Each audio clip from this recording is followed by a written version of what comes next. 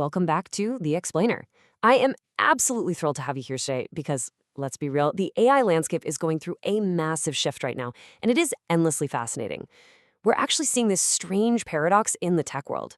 While it might feel like absolutely every company out there is raising prices and lowering their limits, the real overarching theme of the AI workspace evolution right now is that these incredibly powerful tools are dramatically dropping in price, while simultaneously integrating much, much deeper into our daily knowledge work. It's becoming cheaper, it's getting faster, and yes, it's getting a little bit weirder. We have a ton of ground to cover today, but don't worry, we filtered out all the background noise so we can focus exclusively on these 6 crucial ecosystem shifts. We'll start with OpenAI's massive access overhaul, clarify the vital difference between chat and work modes, explore the rise of global open-weight models, check out the newest video generation tools, dive into Google's latest app consolidation alongside their weirdest experiment yet, and then wrap it all up with some rapid-fire workspace updates. All right, Section 1, OpenAI simplifies and expands access.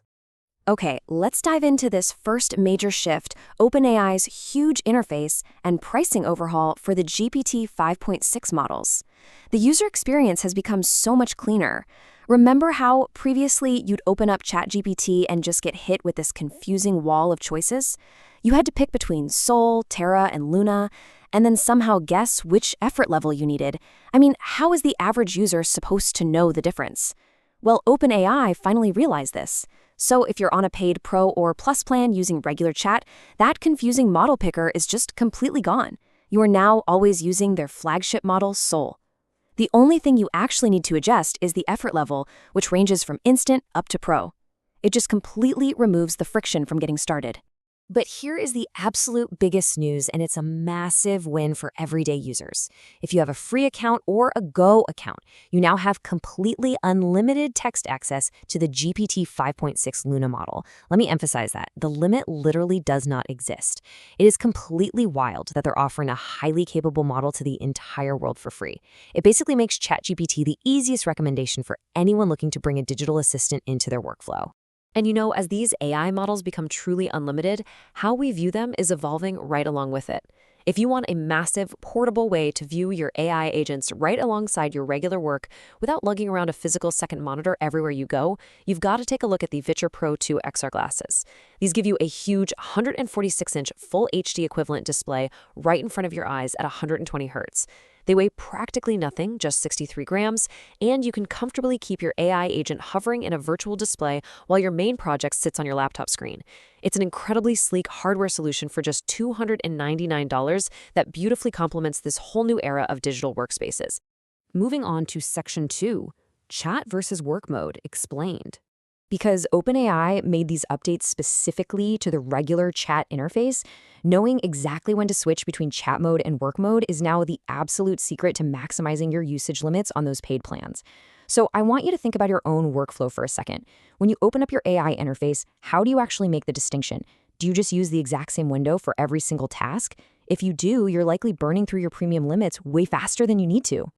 And this brilliantly illustrates a reliable rule of thumb you should definitely be using. Think of chat as your tool for instant answers. Use it when you're brainstorming ideas, troubleshooting a quick problem, or literally just talking through a decision. It's lightning fast and, depending on your plan, essentially unlimited.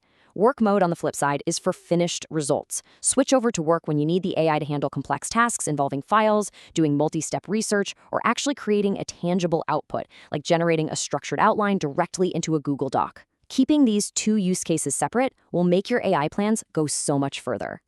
All right, Section 3, Open Weight Models Gain Ground. Let's zoom out and look at how this fits into the broader global landscape. Because OpenAI isn't the only player dropping costs. We're seeing some highly capable Chinese models aggressively targeting knowledge workers, and they're doing it with just incredible affordability. As we know, with open weight models, which are AI models where the core weights and architecture are made publicly available, developer costs are driven way, way down. This opens up vast possibilities for developers to build incredibly affordable apps and integrations for businesses everywhere.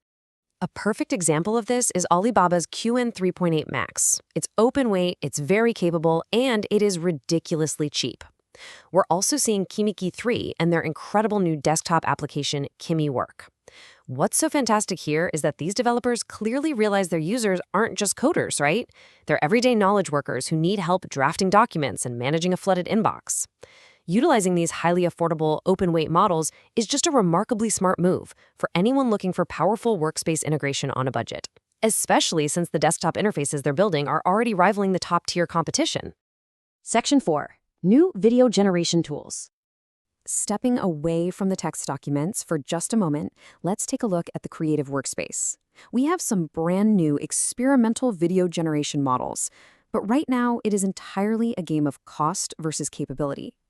The current state of video generation basically forces you to make a hard choice. On one side, we have Cinevance 2.5. It can generate these highly impressive videos up to 30 seconds long, but it is incredibly expensive and it will eat through your credits in an absolute flash.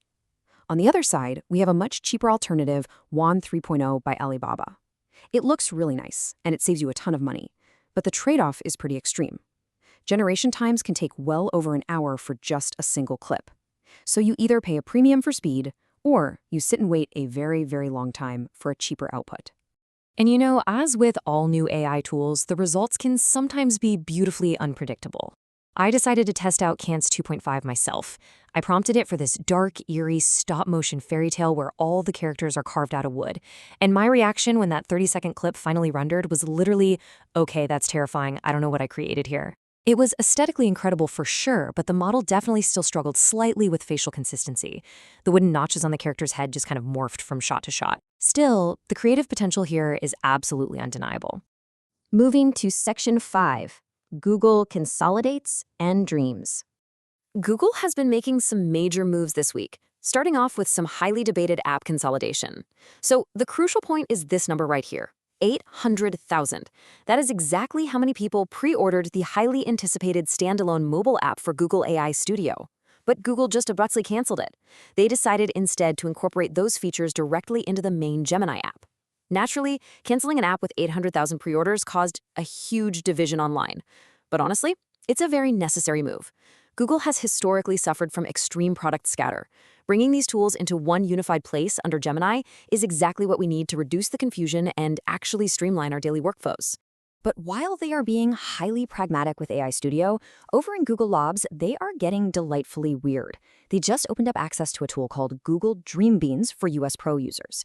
The workflow is entirely unique. Step 1, the AI passively learns your habits and interests via your Gemini usage during the day. Step 2, in the middle of the night, it literally dreams up new ideas for you. And step 3, you wake up to these quirky, hyper-personalized suggestions accompanied by really beautiful AI-generated watercolor images. And the snippets it gives you are surprisingly specific. For example, because it knows my search history, it dreamt up a whole little snippet suggesting I research the new DeepSeek V4 model.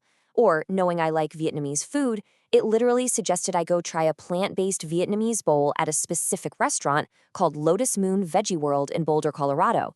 It is a strange, fun, and highly personalized way to get fresh ideas for hobbies or meals that you honestly never would have thought of otherwise. Finally, Section 6, Rapid-Fire AI Workspace Updates.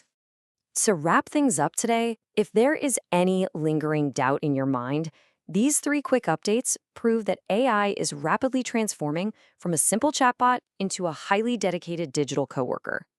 First up, Cursor, the coding super app, just released a plugin giving its agents direct access to your Gmail, Drive, Calendar, Docs, and Sheets. The AI can now literally read your inbox and manage your schedule. Second, Perplexity Computer updated its voice mode to flawlessly isolate your voice from background noise, meaning if you're sitting in a packed, loud coffee shop, you can now reliably dictate to your AI without it picking up the 10 conversations happening around you. Finally, WhisperFlow, the dictation software, just added a powerful new note-taker feature. It can sit in on your meetings, record everything, accurately label the different speakers, and even give you a summary if you step away and just ask, hey, what did I miss? Think about it, we are moving way past the point of just generating text. We are now delegating actual workplace logistics directly to these systems. Which brings us to the ultimate question I want to leave you with today.